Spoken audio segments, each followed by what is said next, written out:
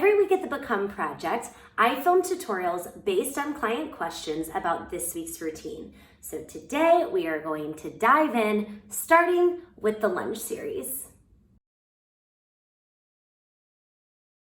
We have two different types of lunges at the Become Project.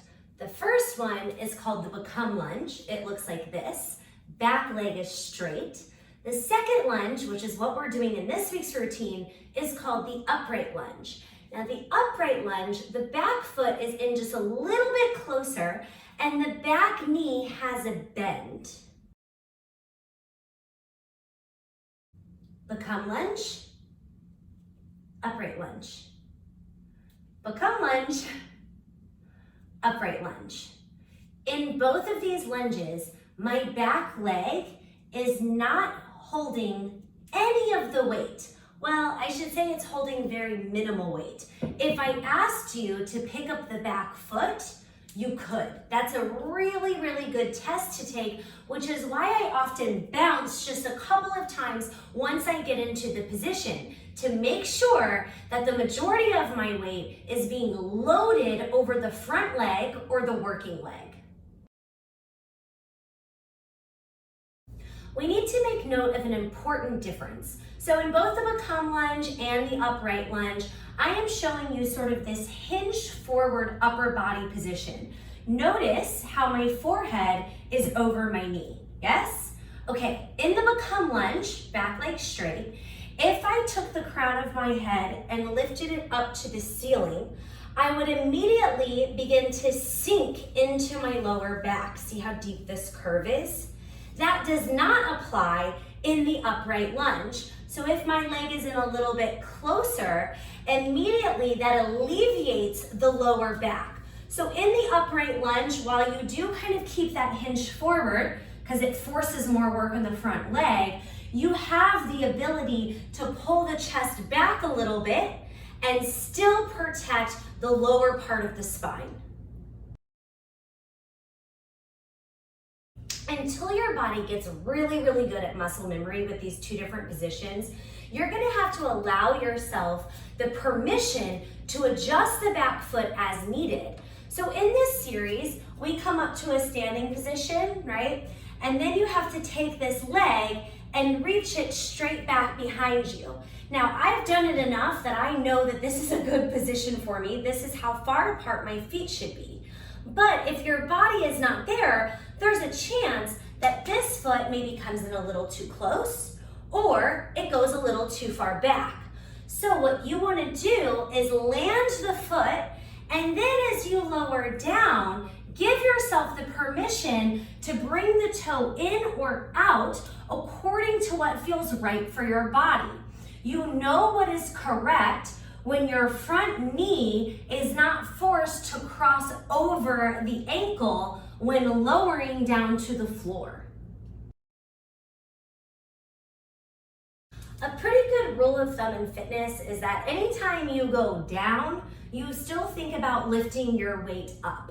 So when we're going down to the floor, you are not letting all of your body weight sink. See how my chest hung forward, my belly fell out. I'm probably dropping weight into my back leg. Instead, let's watch the difference. As we lower down, the belly pulls in and up. We stay lifted away from the floor. We dig a whole lot into that front leg so that even though we are low, we still feel elevated. Ooh, burn. So in this series, we are lowering down, 2, 3, 4. As you come up, knees stay bent, lift the chest. This takes us back to the original position I showed you of that upright lunge so that you can push off the back toe, dig into the front leg, come all the way up to standing.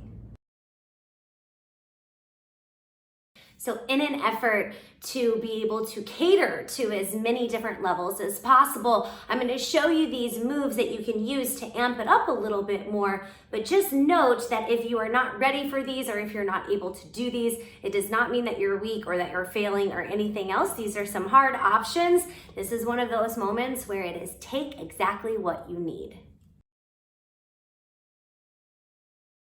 The first place you can add a little more challenge comes in the warm-up. So when you do this part, do touch your knee down so that way you get the hip flexor stretch. Let that happen. Then as the hand comes down, instead of moving to the kneeling plank, option to move to the full plank. So you would hold here for 1, 2, 3, 4, then knees touch down 5, 6, you roll up 7, 8, and then continue. The alt for the oblique series is no joke. Hand comes down on 1, opposite leg goes out on 2. When you step out on 3, can you keep your foot floating?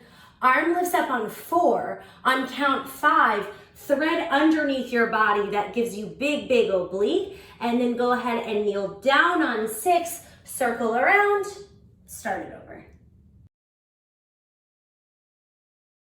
In the lunge series, option to work on a little bit more balance. So when you shoot your foot out, instead of it touching the floor, see if maybe you can keep it floating when you do the 3 arm motions.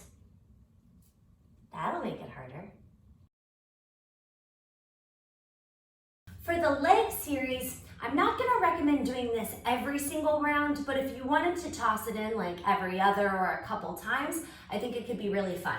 So fun. Okay, so when you're doing these kicks down and up and down and up, you can get more core work if you want to tuck your bottom toe under and actually do this hovered off of the floor.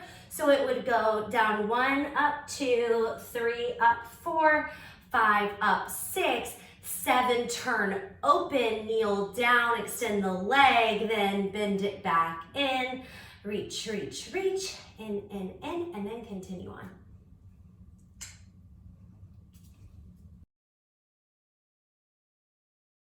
Again, a big welcome to all of our new clients this month. Thank you all for continuing to share with your friends, to share on social media, to tell people about the Become Project. You have no idea how much it means to us.